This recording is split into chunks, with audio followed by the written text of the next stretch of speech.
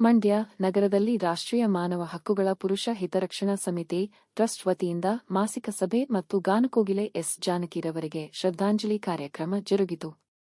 ಗಾನಕೋಗಿಲೆ S ಜಾನಕಿರವರ ಭಾವಚಿತ್ರಕ್ಕೆ ಪುಷ್ಪಾರ್ಚನೆ ಮಾಡಿ ಮಾತನಾಡಿದ ಮಾಜಿ ಶಾಸಕ ಹಾಗೂ ರಾಷ್ಟ್ರೀಯ ಮಾನವ ಹಕ್ಕುಗಳ ಪುರುಷ ಹಿತರಕ್ಷಣಾ ಸಮಿತಿ ಅಧ್ಯಕ್ಷ ಕೆ. ಟಿ. ಶ್ರೀಕಂಠೇಗೌಡ ಮಾತನಾಡಿ ಎಸ್. ಜಾನಕಿರವರು ಭಾರತ ದೇಶದ ರತ್ನವಾಗಿದ್ದು, ಅವರ ಜೀವಿತಾವಧಿಯಲ್ಲಿ 48,000ಕ್ಕೂ ಹೆಚ್ಚು ಹಾಡುಗಳನ್ನು ಹಾಡುವ ಮುಖಾಂತರ ಈ ನಾಡಿನಲ್ಲಿ ಸರಸ್ವತಿಯಾಗಿ ಸೇವೆ ಸಲ್ಲಿಸಿದ್ದಾರೆ. ಅವರ ಆದರ್ಶಗಳನ್ನು ಪ್ರತಿಯೊಬ್ಬರೂ ಮೈಗೂಡಿಸಿಕೊಳ್ಳುವಂತೆ ಮನವಿ ಮಾಡಿದರು. ರಾಷ್ಟ್ರೀಯ ಪುರುಷ ಹಕ್ಕುಗಳ ಹಿತರಕ್ಷಣಾ ಸಮಿತಿ ಕಾನೂನು ಸಲಹೆಗಾರ ವಕೀಲ ಎಂ.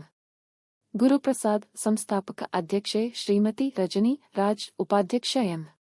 ಎನ್. ನಟರಾಜ್, ಕಾರ್ಯದರ್ಶಿ ಜಿ. ಟಿ. ವೀರಪ್ಪ ಸೇರಿದಂತೆ ಅನೇಕ ಟ್ರಸ್ಟಿಗಳು ಸಲಹೆ ನೀಡಿ ಪುರುಷರ ಹಕ್ಕುಗಳು ಇತ್ತೀಚೆಗೆ ಹೆಚ್ಚು ಉಲ್ಲಂಘನೆಯಾಗುತ್ತಿದ್ದು, ಕೆಲವು ಮಹಿಳೆಯರಿಂದ ಪುರುಷರ ಕೊಲೆ, ಮಾನಹಾನಿಯಾಗುತ್ತಿದ್ದು, ಯಾವುದೇ ಪುರುಷರು ಧೃತಿಗೆಡದೆ ಆತ್ಮಸ್ಥೈರ್ಯ ಕಳೆದುಕೊಳ್ಳದೆ ಜೀವನ ನಡೆಸುವಂತೆ ಆಗಮಿಸಿದ್ದ ಹಲವಾರು ಅರ್ಜಿದಾರರಿಗೆ ಆತ್ಮಸ್ಥೈರ್ಯ ತುಂಬಿ ಕಾನೂನಾತ್ಮಕ ಹೋರಾಟದ ಬಗ್ಗೆ ಚರ್ಚಿಸಲಾಯಿತು. ಸಂಘಟನೆಯನ್ನು ರಾಷ್ಟ್ರಾದ್ಯಂತ ಎಲ್ಲ ರಾಜ್ಯ ಹಾಗೂ ಜಿಲ್ಲೆ, ತಾಲೂಕು ಮಟ್ಟದಲ್ಲಿ ರಚಿಸುವ ಮುಖಾಂತರ ಪ್ರತಿಯೊಬ್ಬ ನೊಂದ ಪುರುಷರಿಗೆ ಆತ್ಮಸ್ಥೈರ್ಯ ತುಂಬುವುದು ನಮ್ಮಗಳ ಕೆಲಸವಾಗಿದೆ ಎಂದರು.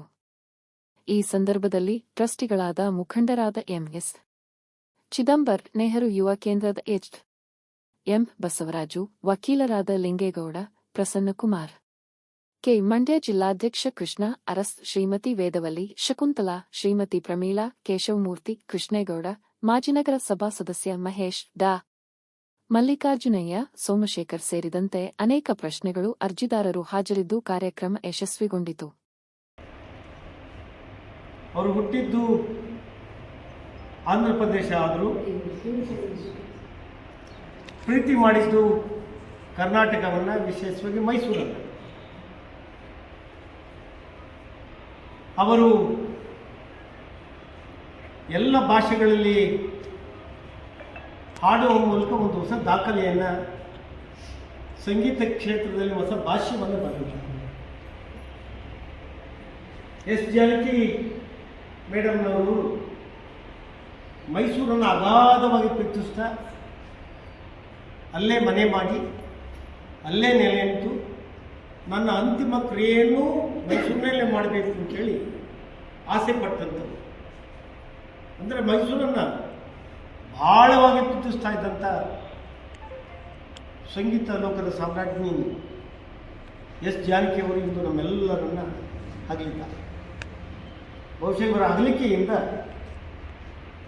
ಸಂಗೀತ ಕ್ಷೇತ್ರಕ್ಕೆ ದೊಡ್ಡ ನಷ್ಟ ಆಗಿದೆ.